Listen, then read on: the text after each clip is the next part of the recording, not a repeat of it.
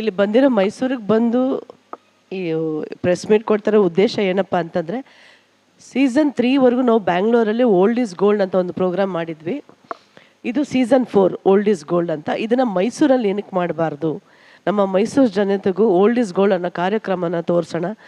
ಇಲ್ಲಿ ಏನಪ್ಪ ಅಂದ್ರೆ ಓಲ್ಡ್ ಈಸ್ ಗೋಲ್ಡ್ ಅಂದರೆ ಏನು ಅಂದರೆ, ಹಳೆಯ ಕಲಾವಿದರು ಎಷ್ಟು ಜನ ಇದ್ದೀವೋ, ಎಷ್ಟು ಜನ ಹಳಬರು ಇದ್ದೀವೋ ಅವ್ರನ್ನೆಲ್ಲ ಕರೆಸಿ ಹಳೆ ಸಾಂಗ್ದಲ್ಲೇ ಹಳೆ ಹಾಡುಗಳನ್ನು ಅದರಲ್ಲೇ ಒಂದು ಡ್ಯಾನ್ಸ್ ಪ್ರೋಗ್ರಾಮ್ ಮಾಡಿಸಿ ಹಳೆ ಕಲಾವಿದರಿಗೆಲ್ಲ ಮತ್ತೆ ಇನ್ನೊಮ್ಮೆ ಸ್ಟೇಜಲ್ಲಿ ಕರೆಸಿ ಒಂದು ಪರ್ಫಾರ್ಮ್ ಮಾಡಿಸೋಣ ಅನ್ನೋದು ಮಂಜುಳಾ ಜೂನಿಯರ್ ಮಾಲಶ್ರೀ ಅವರ ಉದ್ದೇಶ.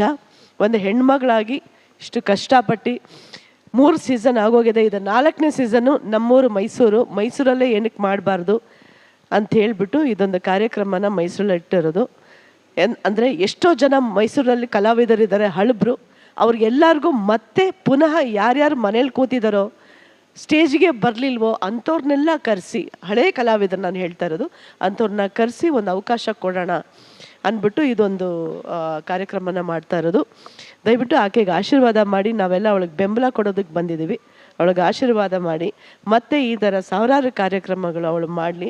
ಬರೀ ಮೈಸೂರೇ ಅಂತಲ್ಲ, ಎಲ್ಲ ಕಡೆನೂ ಈ ಥರ ಪ್ರೋಗ್ರಾಮ್ ಮಾಡಿ ಓಲ್ಡ್ ಈಸ್ ಗೋಲ್ಡ್ ಅನ್ನೋ ಕಾರ್ಯಕ್ರಮನ ಯಾವಾಗಲೂ ಸಕ್ಸಸ್ ಆಗಿ ಸಿಗಲಿ, ಅದು ಒಂದು ರೆಕಾರ್ಡ್ ಆಗಲಿ ಅನ್ನೋದು ನಾನು ಕೇಳ್ಕೊತೀನಿ. ನಮಸ್ಕಾರ.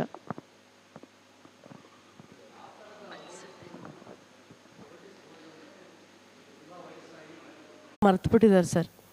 ನಿಜ ಹೇಳಬೇಕು ಅಂದರೆ ನಮ್ಮಂಥ ಹಳೆಬರಿಗೆ ಕೆಲಸ ಭಾರಿ ಕಡಿಮೆ, ನಮಗೆ ಕೆಲಸಗಳಿಲ್ಲ, ತುಂಬಾ ಕಡಿಮೆ.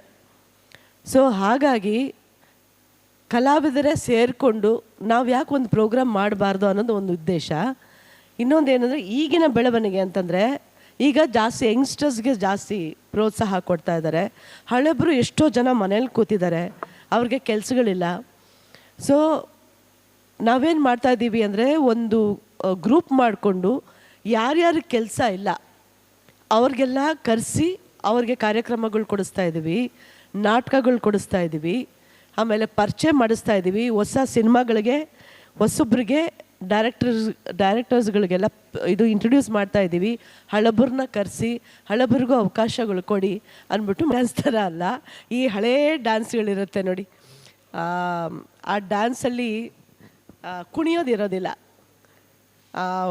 ಒಂದು ಹೀರೋ ಒಂದು ಹೀರೋಯಿನ್ ಕೈ ಹಿಡ್ಕೊಂಡು ಡ್ಯಾನ್ಸ್ ಮಾಡ್ತಾ, ಅಲ್ಲಿ ಮರಗಳು ಸುತ್ತಾರೆ, ಇಲ್ಲಿ ಮರಗಳು ಸುತ್ತೋದು ಆ ಥರ ಏನಿಲ್ಲ. ತುಂಬ ವರ್ಷ ಆದಮೇಲೆ ಒಂದು ಆರ್ಟಿಸ್ಟ್ ಸ್ಟೇಜಿಗೆ ಬಂದಾಗ, ಸ್ಟೇಜಿಗೆ ಬಂದ ತಕ್ಷಣವೇ ಆಟೋಮೆಟಿಕ್ಕಾಗಿ ಅವರಿಗೆ ಆ ಡ್ಯಾನ್ಸ್ ಬಂದೇ ಬಿಡುತ್ತೆ. ಆ ಕಲೆ ಅನ್ನೋದು ಏನು ಮುಚ್ಚಿರುತ್ತೋ ಆಟೋಮೆಟಿಕ್ಕಾಗಿ ಬಂದುತ್ತೆ. ಬಟ್ ಕುಣಿಯೋದಿಲ್ಲ ಅವರು. ಡ್ಯಾನ್ಸ್ ಅಂದರೆ ಆ ಥರ ಎಗರ್ಕೊಂಡು ಡ್ಯಾನ್ಸ್ ಮಾಡೋ ಅಂಥದ್ದು ಏನಿಲ್ಲ. ಡ್ಯಾನ್ಸ್ ಅಂದರೆ ತುಂಬ ಸೌಮ್ಯವಾದ ನೃತ್ಯಗಳು ಇರ್ತವೆ. ಬೇರೆಯವರು ಸ್ವಲ್ಪ ಯಂಗ್ಸ್ಟರ್ಸ್ ಇರೋರು ಅವ್ರದ್ದು